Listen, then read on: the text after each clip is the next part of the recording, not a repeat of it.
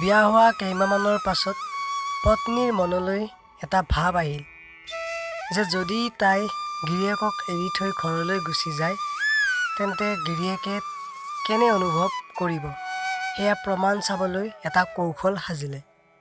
সেই কথাখিনি তেওঁ এখন কাগজত লিখিলে। তোমাৰ লগত মই আৰু থাকিব নোৱাৰোঁ। মই তোমাৰ লগত থাকি বৰ হৈ গৈছোঁ। মই নিজৰ ইচ্ছামতে জীয়াই থাকিব বিচাৰোঁ।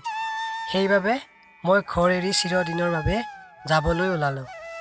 সেই কাগজখন টেবুলত থৈ গিৰিয়েক ভিতৰলৈ অহালৈ বাট চাই থাকিল আৰু যেতিয়া গিৰিয়েক ভিতৰলৈ অহা গম পালে তেতিয়া গিৰিয়েকৰ প্ৰতিক্ৰিয়া কেনে হয় তাক চাবৰ বাবে লৰালৰিকৈ বিচনাৰ তলত সোমালগৈ। গিৰিয়েক ভিতৰলৈ সোমাই আহিল আৰু টেবুলখনত থকা কাগজখন মেলি পঢ়িলে। অলপ সময় থমকি ৰৈ তেওঁ সেই কাগজখনত কিবা লিখিলে আৰু পুনৰ টেবুলত থৈ দিলে। ফূৰ্তিত তেওঁ নাচিবলৈ ধৰিলে আৰু কাপোৰ সলাই ল'লে। পুনৰ তেওঁ মোবাইলটো হাতত তুলি লৈ কাৰোবালৈ ফোন লগালে আৰু ক'লে, শুনিছানে? আজি মই মুক্ত হৈ গ'লোঁ। মোৰ মূৰ্খ পত্নীয়ে চাগে বুজি পালে যে তাই মোৰ বাবে উপযুক্ত নহয় আৰু সেইবাবে তাই আজি চিৰদিনৰ বাবে ঘৰৰ পৰা ওলাই গুচি গ'ল। মই এতিয়া মুকলি, নিজৰ ইচ্ছামতে থাকিব পাৰিম। তোমাক লগ কৰিবলৈ মই গৈ আছোঁ।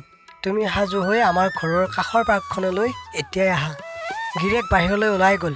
চকু পানীৰে উপচা চকুলোৰে পত্নী বিচনাৰ তলৰ পৰা ওলাই আহিল আৰু কঁপি থকা হাত দুখনেৰে টেবুলত থকা কাগজখন দাঙি ধৰি কাগজত লিখি থৈ যোৱা শাৰীকেইটা পঢ়িলে, য'ত লিখা আছিল, বিচনাৰ তলৰ পৰা ভৰিকেইখন দেখি আছে বাবলি।